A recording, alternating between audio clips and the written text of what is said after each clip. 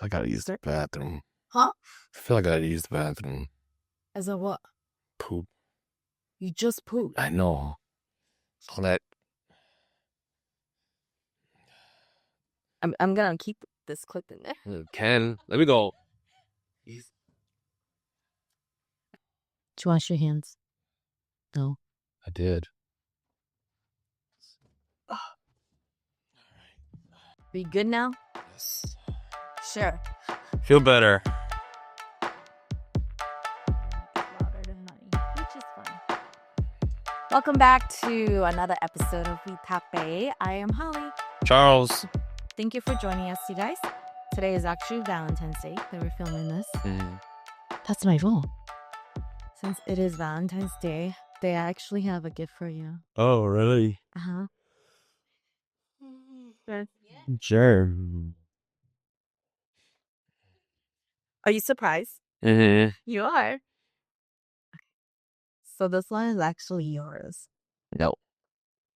Is that one yours? And this one is mine. Okay. Yeah. Do you want to show it to him? Yes. It's a puzzle. Well, then we'll get 3. No, our initials. Yeah. Thanks, baby. Uh-huh. You didn't I have. told you guys, I'm the more romantic one. This is not as romantic, but do you want to wear it? I want to wear it. We can wear it. Thanks, babe. Yeah. Looks really nice and soft. Mm-hmm. Yeah.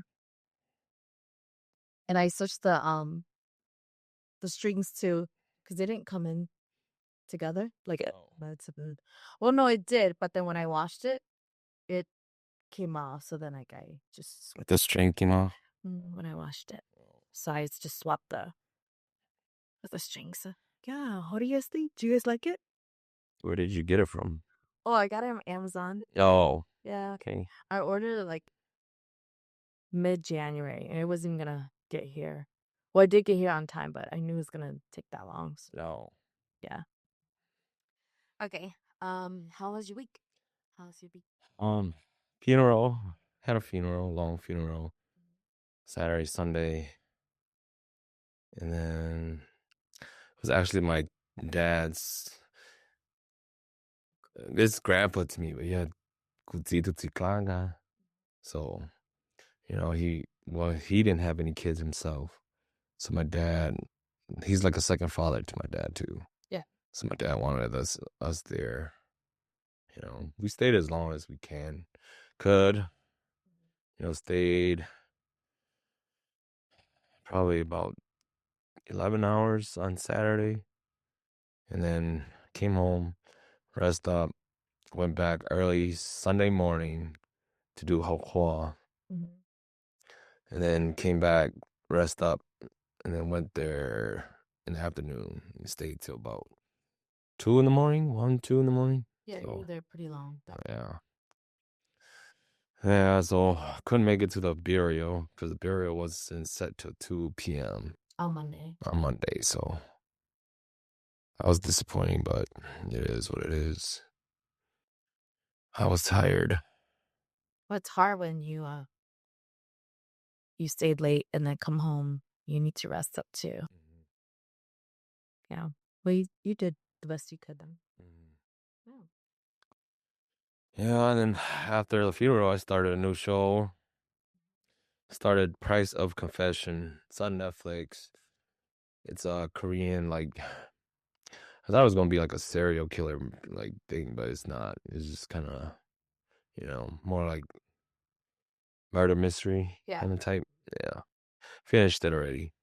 Is it like a flashback kind of movie? Those where it tells a story and then it shows you. Well, the character is just telling the story, and then that's the flashback of the. No, it wasn't like that. It was more like,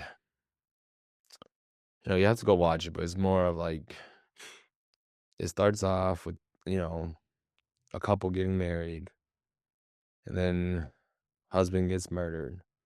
Right away? Yes, right away in the first episode. Well, is it like in their marriage? No, it wasn't right away. It was probably like, they had a 3-year-old daughter, so they probably was like 3-4 years after their marriage that he is murdered. And then it just kind of like spirals downhill where like, the wife is, the main suspect of the murder. And then goes throughout the whole 12 episode series. It kind of like, it makes you, she gets convicted of being his murderer, but, she says she's innocent, and it goes through from where she's innocent, and then she confesses, and then she becomes innocent at the end, they figure out. Yeah. It messes with your emotions, your feelings, and sets on against yourself who the actual killer is. And then just throughout her whole trial, like the prosecutor, like they show flashbacks, but it's kind of like show flashbacks of what the prosecutor think happened. So it's not like it wasn't like the real scenario. Yeah, so it just kind of shows it like, did she kill him because he was cheating on her? Like, and it showed like, you know, a flashback of like how he was, sleeping with, or like, had a side chick, that he was sleeping with at his art studio because he was an artist or whatever. So then, like, but then that flashback is not the real flashback. It's just kind of like a flashback of what the prosecutor thought happened. So it kind of like throws you off too a little bit. Yeah. Well, everyone's giving their side of what they think happened, but it doesn't show what actually really happened until the very end. We watched a lot of shows. I know I finished a lot of shows. Yeah. I did too. Because I started watching Battle Camp. That was like on and off.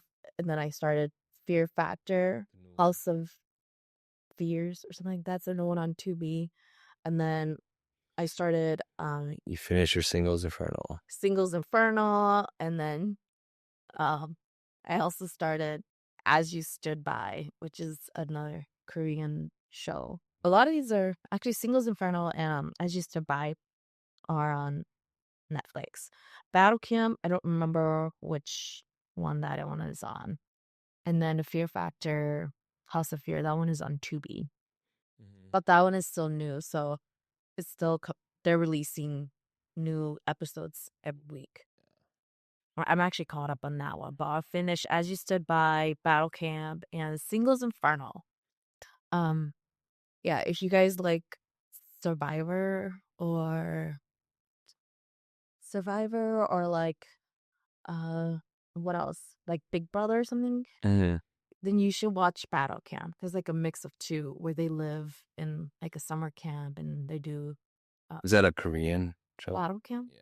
No, that's the one where they It's an American one, right? the American one, yeah. Where they did like if you're afraid of heights, they did like the the rock climbing one, or the ones you stand on pegs and then your team has to make sure you don't die or if they play look. You finished that one, right?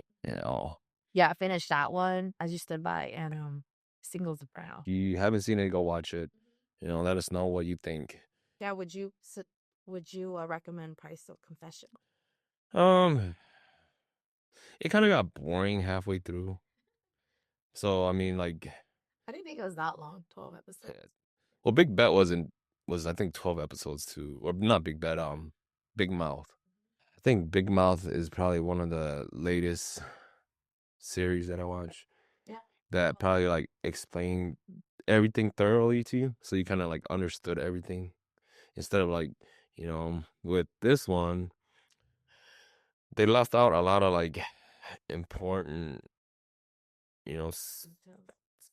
scenes and details that they probably could have, made the episode a little longer and kind of showed you exactly what happened, So it was just kind of more like, you're kind of just imagining like what happened in your head half the time, But like with Big Mouth, that was good because, they'll bring up something and then you'll be thinking about it, and then like within this episode or the next episode actually like goes back and explains like a flashback explanation of everything. So it was like really thorough. So if you guys have a chance, yeah, go check out Big Mouth on Disney Plus and Big Bet if you have the time for it. Yeah, I would say if you like the Survivor Camp or Survivor Big Brother, type of deal than go for a battle camp because there's you get to vote to see who gets the opt to. It's a lot like Survivor, but That's the wheel one, right? Yeah, yeah. yes. So it's kind of like Survivor, but you actually have a chance to not be eliminated. Well, at the end of the, I guess you could say, like, trial or day game, it's really up to fate. So the wheel of fate kind of, if the wheel lands on your name, then you get out. There are some episodes where two people get out, so kind of sucks. But they do bring in new people to come in and team up, Up things like that. up to a certain point. But I would say you should watch As You Stood By too. That one is good. Yeah, that's like a murder mystery where um the husband is abusive or yeah. They're actually two best friends and um the one friend finds out that her best friend is getting abused by her husband. Physically abused, mentally, verbally, and um they do something about it. Mm-hmm. And the Singles Inferno, I finally finished that. I know that the reunion is actually out today, and I actually watched it a little bit. Oh, you watched part of it already? Okay. Um, this morning. Singles Inferno, it actually ended how I thought it would end too. I kind of predict everybody coupling up, and the ones that didn't get to couple up. So it was very predictable for me. But I still like to watch it. It's almost like they're just there on the show and they're really caught up in the moment and then they become someone that they probably don't like or don't never thought they would be, like the Korean American girl. She just leaves a very bad taste in my mouth whenever I see her. But I think it's the way the producer Portrayed her. yeah, how they edit it and how they clipped her clips, right? Where they even show a part where she's talking to the American kid, Samuel Lee. She's talking to him in American. She's like, like I like these girls but I just feel like I'm so nice to them, but I even lend them my bathing suit, but then feel like they just don't even like me and whatever they're at. And when I watched the reunion this morning, spoiler alert, the other girl, like Kim Minji, she was like, "Oh, are you talking about me? Because you love me your bathing suit." Yeah. Mm-hmm. And it just left a really bad taste in her mouth too. She's like, "Oh, so you're talking about me."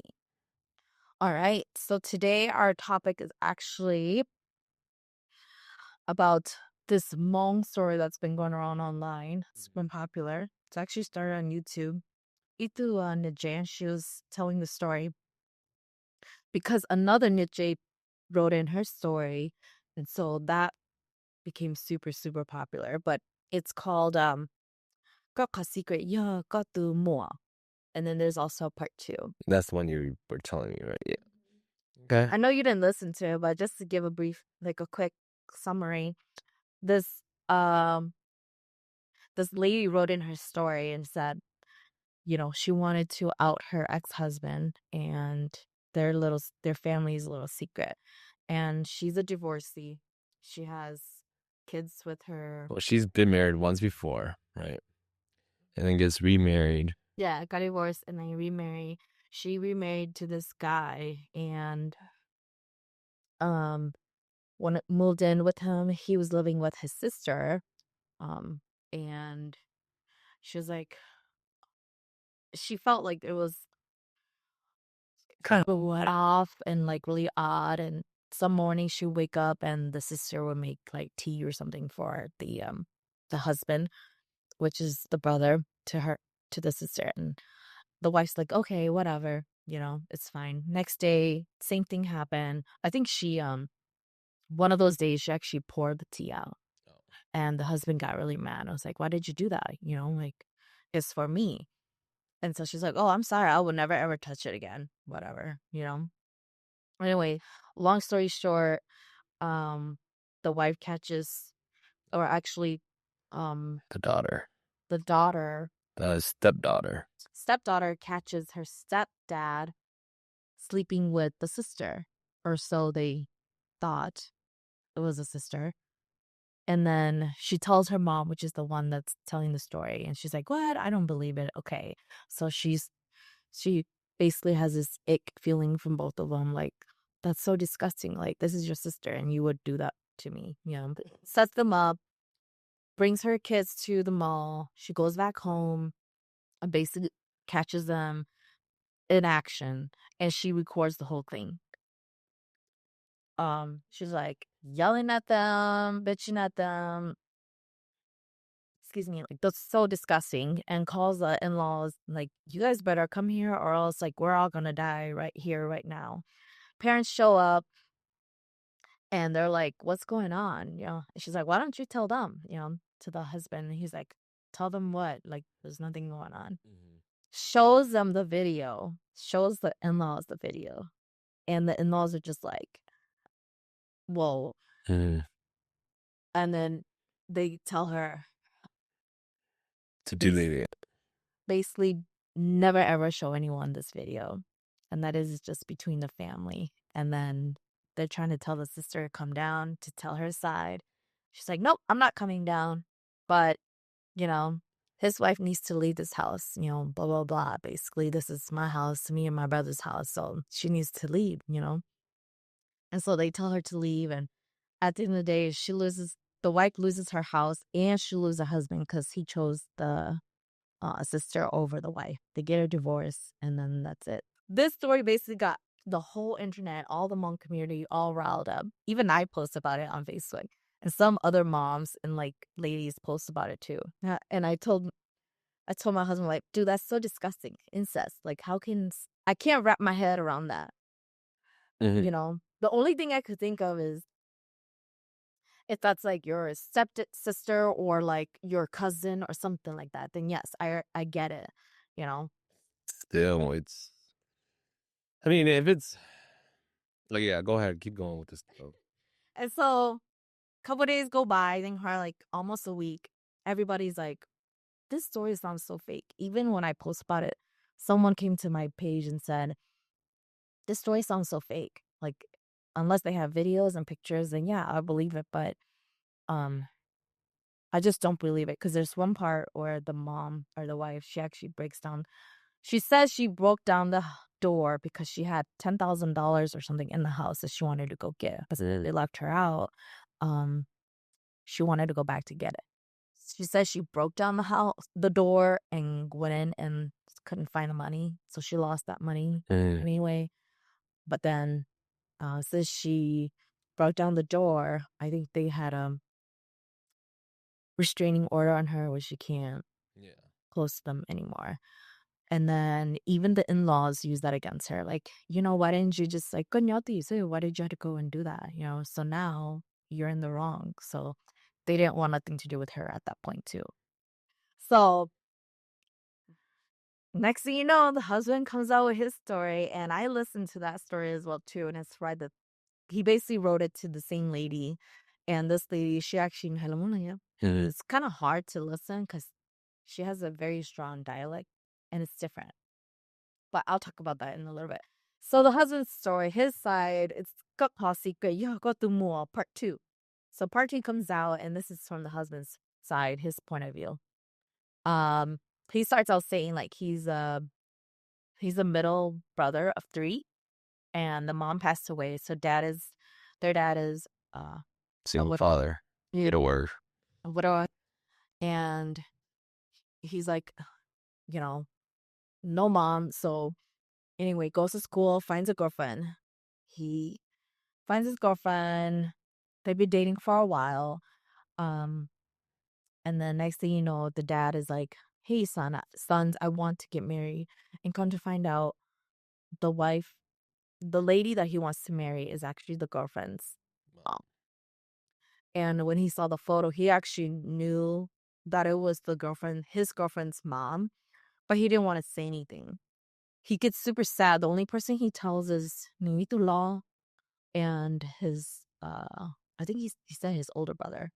But they're like, at this point, there's nothing you could do. He's like, "Well, I want to marry her." You're like, "If your dad's gonna get married, then you can't do anything. You shouldn't stop it. Like that should just be that." The wedding happens. The wife is like, "Oh, my daughter wants to come live with us too." Daughter comes live with them, and then he goes and stays with his brother in the other room. Everything's good. I mean, obviously they kept it as a secret, as in like they don't interact with each other, and I guess that's what he was saying. They don't interact with each other until one time everybody was out of the house, and that's when they finally were alone together and got intimate for the first time after being siblings. Mhm. He said ever since then, obviously they couldn't like they just hid it for a really long time until finally she was like, "Hey, why don't you buy your own house and I can help you? Come live with you. I'll come live with you." That's what they did. Um, he said something like the uncle that knows about their relationship passed away, and I think his oldest brother passed away or something like that. So then the stepsister, which is the girlfriend, was like, "Oh, since everybody that knows about us are they're not here anymore, as in they're not alive anymore, why don't you go like live on your own, and I could come live with you, and then it's not as obvious, you know." And so that's what they did, and then everybody's bugging him about having a wife, so that's how he found his That's why he went and got yeah. married. Well, he went and got married, and obviously the stepsister is like super angry, the girlfriend or the ex-girlfriend. I don't know. Stepsister is super angry, but she lets it happen, and then that's how everything went down. Um, yeah, basically that's his side of the story. But then at the end of the day, he chose his stepsister over the his ex-wife. And that's where the story ends. But yeah, what do you think? My thoughts is, if that was me, say me and you, just hypothetically speaking, I probably would have told my dad that, at least tell him that, you can't marry, you know, her because that's my girlfriend's mom, right? And then, or else I would have just been like, okay, before you get married, let me get married before you, and then marry your girlfriend and then see where your parents, take it from there, Yeah. but I mean, of course, he didn't speak up. And when you don't speak up, you lose. Yeah, I know there's a lot of stories. I know there's one on Netflix that I watched too, where um the parents get married and then the siblings actually like each other and then ends up like sleeping with each other and being intimate. There's that way too. Mhm. I'm just like, I don't know. I mean, I still can't wrap my head around that. I know, like, I mean, I posted this too, but it's easier said than done. But I would just, if that was me, as soon as she became if I was him, as soon as she became my stepsister, I would move out of the house and like go start over and be like, this is it. That's done deal. You know, if anything, at least I have one of my best friend as That still my best friend. sibling. Yes, like they're still there, but nothing could happen from here on. Do you know what I mean? Yeah, And then I would go find, someone else or just move on. just So you're saying you could move on just like that? I here's what I'm trying to say is I will remove myself from feeling that way. Yeah. Do you know what I mean? I can't control what my dad's doing. I can't control what's going to happen. So the only thing I could control is myself. So I have to remove myself from that situation. And then if I have to start over, then yeah, I would. I mean, removing myself from that. And then if I knew that that wedding was gonna happen, I would have ended it already. Do you know, like this has to end because I cannot live my life like this. That's what I'm trying to understand from the husband. How can you live your life like that But forever? you're putting yourself in a lose-lose situation if you do that. I feel like No, because when never lose though. That's insane. Like you could start over. But I can't. Like I cannot live my life forever like that. I just can't. I'm just playing like other scenarios in my head. And it's like, if you take yourself, okay, let's say your dad gets married. If you don't speak up and you let it happen, and, you know, your girlfriend, mom marries your dad, and you don't speak up and you let it happen, and you just move out and run away, basically, right? Now your stepmom's gonna feel like you don't acknowledge her, that you don't like her, that you don't want to do nothing with them. That's why you left.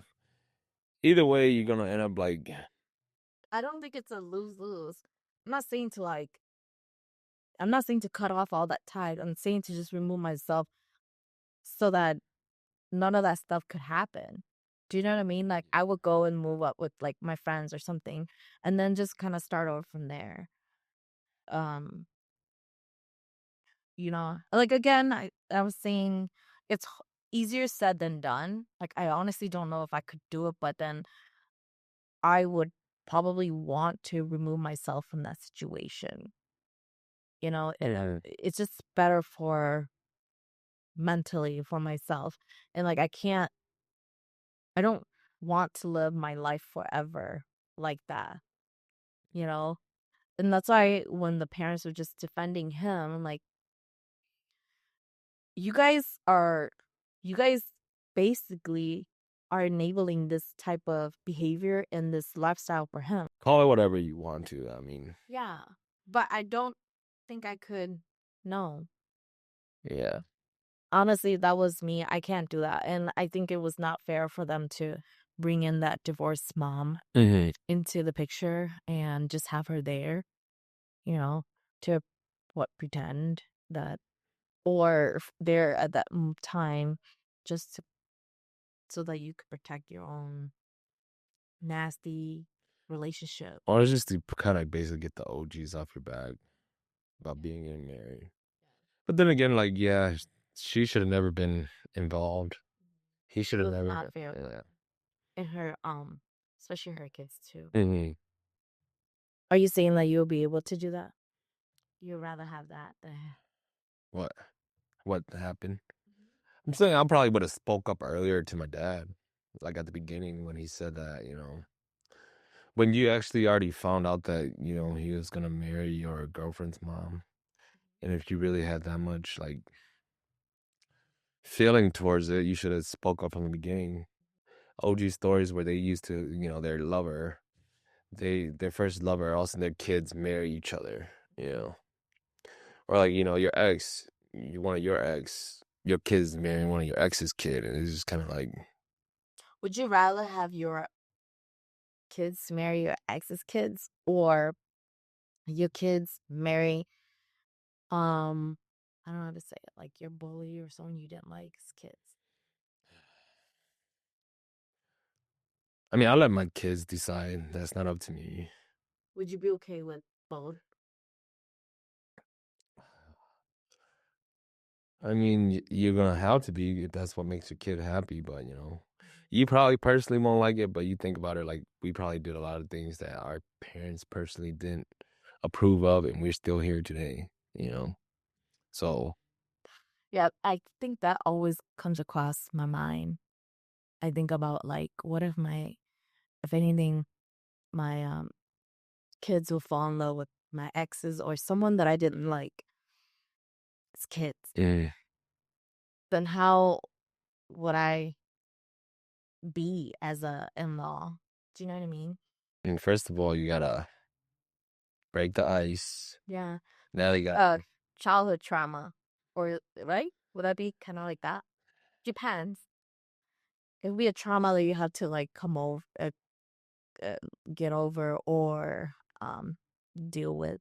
mm. What would they I don't know what they would call it, but how would you feel if our kids want to marry like my ex? When your ex kid, I would. I mean, I probably won't agree to it first, but if there's like no other way and they are gonna, you know, they probably are gonna get married no matter what, then, you know, and you can't stop them, you know, because the more you stop them, the more they're gonna just resent it, you know. Do you think it's fair to tell the kids or would that be traumatizing? I think it's fair. Really? Yeah. I don't know. I think I would love to see how you handle it. Like if our kids were wanting to marry one of your ex's kids. Ultimately, my kid is my priority, so then whatever makes them happy. I think it'll be different because we're older, too, in a way. I think it's, for me, like, growing up, I would ask my mom a lot of questions, and I could never get the answer. She would never give me the answer for it. Or my parents, I would just ask them a lot of questions, and they could never give me the answer to it. They'd be like, "It's that way because it has to be that way," you know? So now, like, having kids of my own, I always, like, want to, like, be able to give them an explanation, like, why not to do something, you know? Right. I mean, you could, this is like what I took Ariel the other day to volleyball, and, like, she was bumping with other girls. And, like, I've already told her how to, like, bump, you know, good. And so she starts bumping with them, and she's kinda like the one that's bumping it all wildly, all like, and I sit there and I look at her, I'm like, you know, I actually told her to just go where the ball is and just let it hit her arm up. She don't have to, like, put extra, you know, yeah, extra swing in it. Just let the ball bounce off your arm, you know, that's how you're gonna control it. And then after I told her that, she actually did it, and she got, you know, her bumps were getting better and better. Well, it's kinda like there's things that, you know, it's just like what I told her. There's things that I know already, but I want you to see it for yourself so you could understand it for yourself. So, you know, like, you have that personal experience where you know it, you know, where I don't have to, like, tell you and you already figured it out.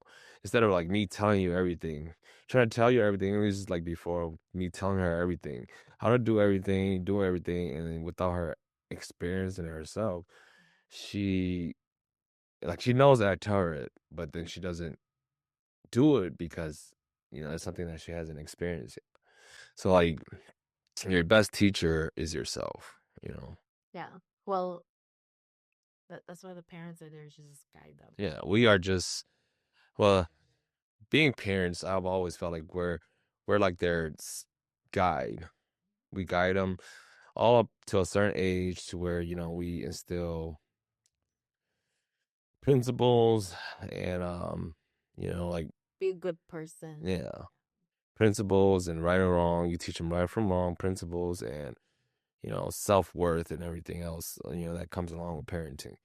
You teach them up to a certain point, and by that point, you gotta kinda let them go and figure it out for themselves too, so that Yeah. they understand life.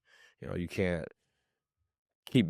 guide them till they're like till you die, because then once you're not there no more, They're gonna be probably so lost. yeah, they're gonna be so lost. You know, like, you can only guide a person for so long until, you know, you gotta.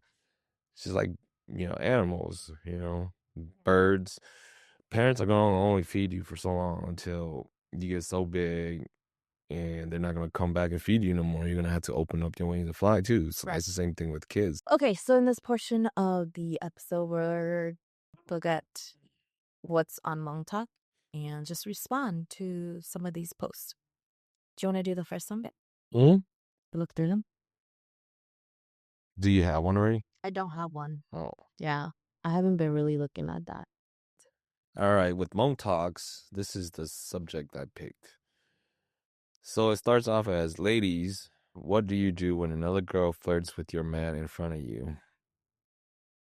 Do you want to read the first? The comment? Just the top. All right. The first comment, most relevant. My man better know how to act and keep it short and walk away.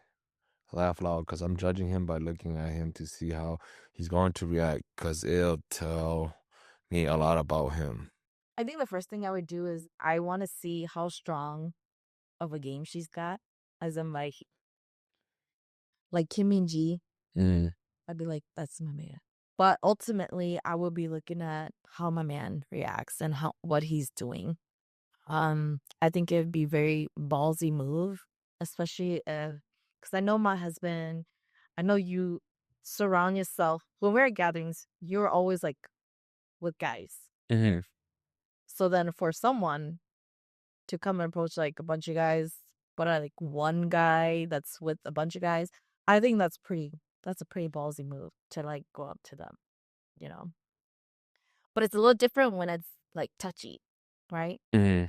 If she comes up and she's all like, like doing this and that and like nudging you or we're like grabbing your arm, like, let's go take a shower. Or why don't you like pour a shot? Do that. I honestly, I would probably be watching like a hawk, Eh. and see how you react. And then I will watch the other guys too. Like, what are they gonna do? Obviously, a lot of times the other guys don't do anything, Yeah, they're just there for the show. Okay. but I will be watching.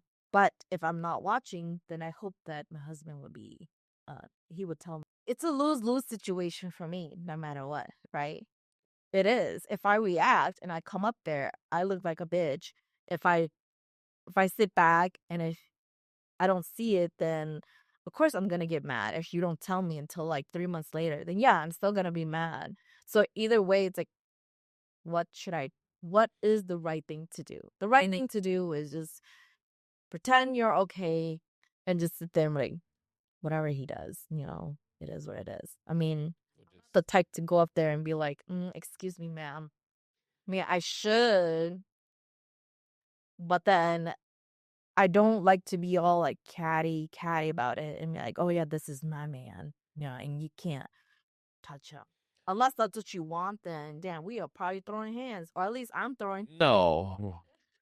Well, I mean, saying the other thing could be like, oh, where at I'd be like, oh, so and so wants us to go take a picture with them, so let's go take a picture with them. That's all you do. You don't have to be like catty or anything if you're gonna come up, like Let me reverse the question back to you then. Hey, yeah, what would you do if another they're doing it in front of you, so in front of me, another man. other man flirts with your girl, your lady in front of you?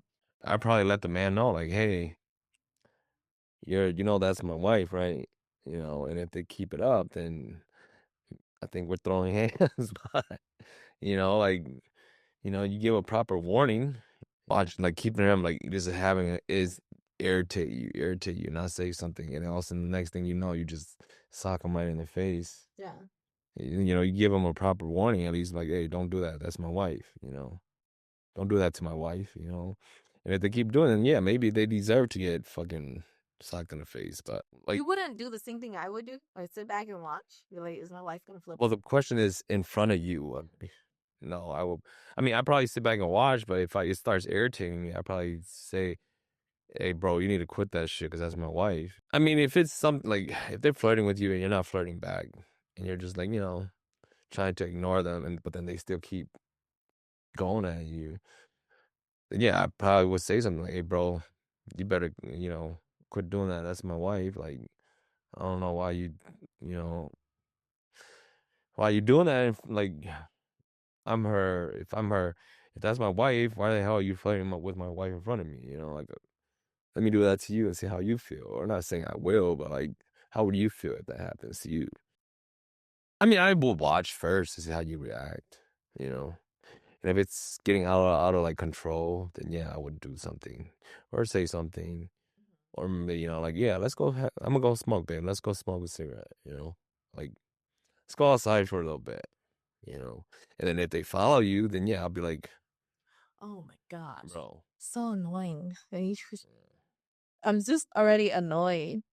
you know, you do what you can first. And if it keeps going on, then yeah, maybe you might have to kick their ass. I don't know. Hmm. Well, that is all for the Hmong Talk. Do you want to do cards or no? Quick one? Just one card? Yeah, we'll do one card. All right. You want me to pick Yeah, you can pick. one, right? Sure.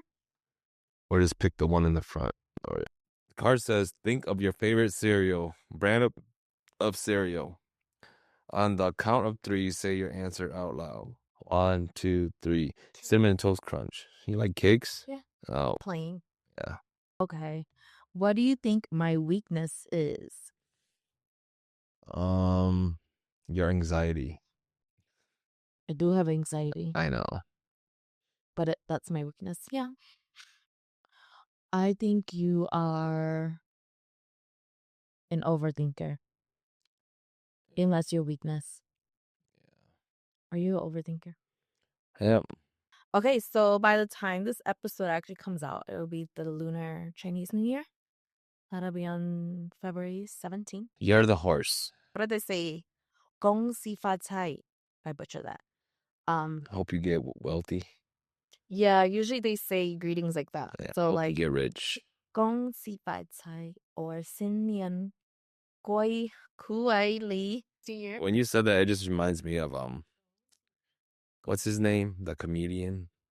Jimmy Yang? No, the Ronnie? yeah, Ronnie stand up, where he says, you know what that means? That means I hope you fucking get rich. Oh.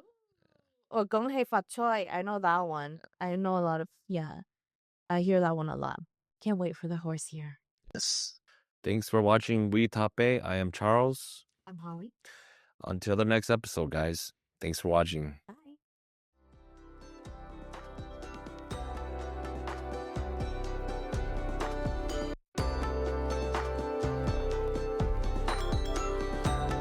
If you got a question or a topic you'd like us to cover, drop it at speakpipe.com/BTP.